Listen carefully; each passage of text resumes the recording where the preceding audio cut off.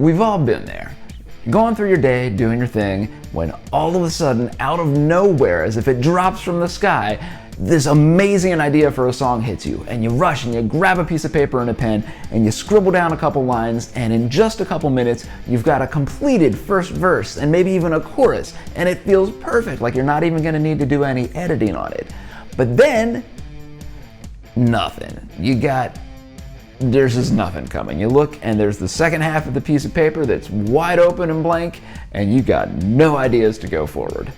This second verse curse used to happen to me all the time, but I've learned a fair few things since then, and I want to share with you today a couple of techniques where if you're in this situation where you don't know what the heck to make your second verse about, then I've got some things that could help you out a lot.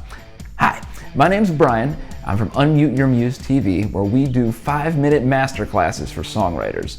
We use the gold song solution to help you write the kinds of songs that people are going to love, buy, and tell their friends about.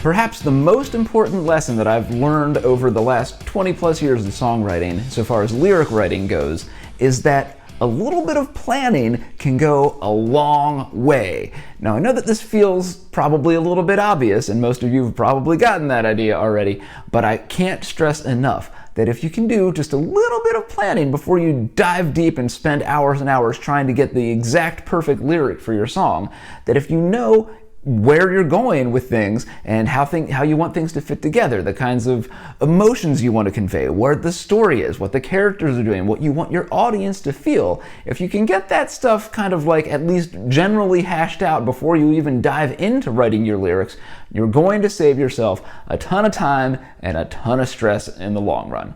So let's talk a little bit about how to do that. We're going to break things into two different categories here. First, we're going to talk about story songs, and then we're going to talk about things that don't necessarily fit into that category.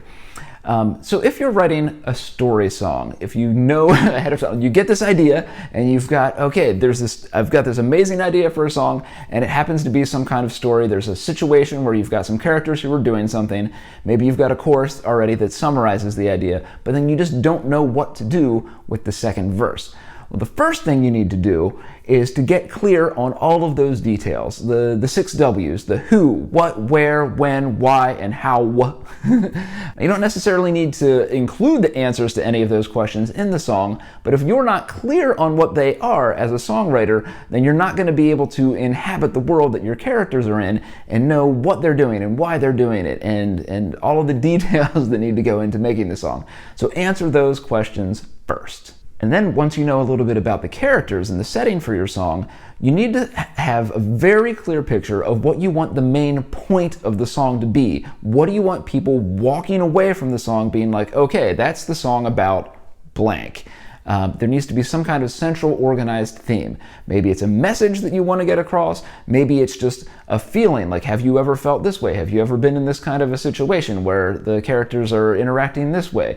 Or maybe it's a new tweak on things, like you want to look at a common thing from a new perspective. Whatever it is, you need to be very clear about this is what I want people walking away with at the end of the song, so that you can have everything that you write leading up to that points back to that central theme. And a lot of times that's encapsulated in the chorus in some very clear ways, or maybe even in a one-line hook that kind of summarizes the whole thing, but you need to be clear on what that is so that your first verse and your second verse and any other lyrics that are included are always pointing back to that main theme. Now, another way to think about that is to think in terms of what narrative writers and poets even call a story arc, which is where you have your characters start off at a certain place in the beginning, and then there's some raising tension of some kind, there's some kind of climax, and then things resolve and they settle back into place. Now, if you've heard any of my lessons on music theory, you know that I think all of Western music comes down to tension and resolution. And the same thing holds true for lyrics. People love it when characters get into a little bit of trouble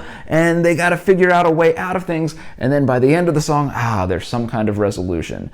Now, it's not that a song is not a book, so it's not like you're going to have this real clear one arc. A lot of times it's going to be like a verse has a little bit of tension, and then we talk about how that resolves in the chorus. And then the second verse goes back into the tension a little bit more, and then maybe our bridge looks at things from a different perspective, and then you get back to the chorus again, and you have some kind of resolution.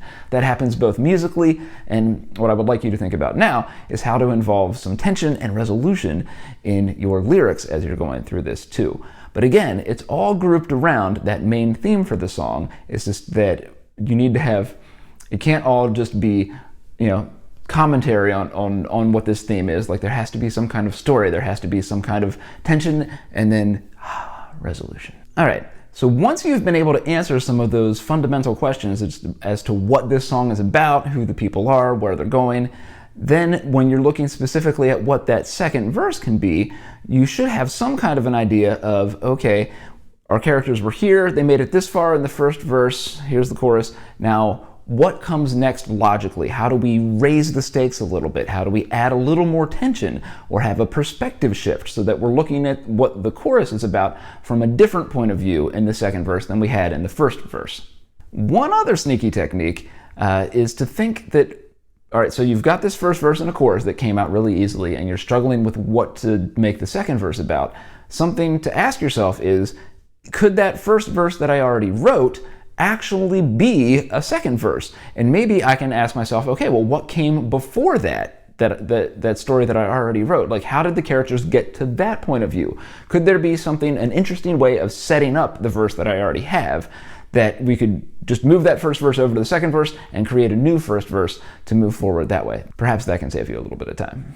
Okay, now let's talk for just a second about what happens if you're not using a story song, if it's not some kind of chronological events that characters are going through, and if it's some kind of a list song or vignettes that don't necessarily have to do with each other. The whole thing that I want you to walk away with today is that the second verse needs to reinterpret or shed some new light on what your chorus is, what the main point of the song is. If you're just saying the same kinds of things in the second verse that you said in the first verse, people are going to tune out. It's going to be boring. There's not enough tension there. You're not moving things forward if you're just rephrasing the same exact concepts that you had in the first verse. There needs to be some shift during the second verse so that you're looking at the idea of the chorus in a new way, new light. And it helps also sometimes if the second verse can kind of propel things forward a little bit, to take things up a notch, add a little more tension, add some kind of surprise. Oh, I didn't see that coming. Some kind of a new way of things. You need to keep audiences engaged. The idea here is that the second verse is not just filler for you to take up that little middle 30 seconds of the song. The second verse needs to propel the listener forward into whatever it is that you're talking about. All right, I hope all of that was helpful for you, just to spark some ideas to help you want to reinvest in your second verses a little bit more, to not let them just be filler that's taking up space. Now, if you want a little bit of practice dealing with this concept, why don't you head over to our Facebook group? It's called Unmute Your Muse, or you can find a link to it in the description box, where we're going to be putting out some examples of, like, okay, here, I'm going to give you a first verse and a chorus and be like, okay, now where can we go with the second verse? And we're going to have some competitions on see who can come up with the most interesting ideas on how to make a second verse interesting in those contexts. So I'd love to see you join us. Come back next week when my wife, Kelly, who's the other half of Unmute Your Muse, is going to come in and talk about how not to beat ourselves up as songwriters. Like, sometimes we really like pouring on the self-hate, and we all know that that's not really helpful, but my wife's going to be talking about some ways to shift your perspective a little bit and see yourself in a more healthy way. See you next week. Take care.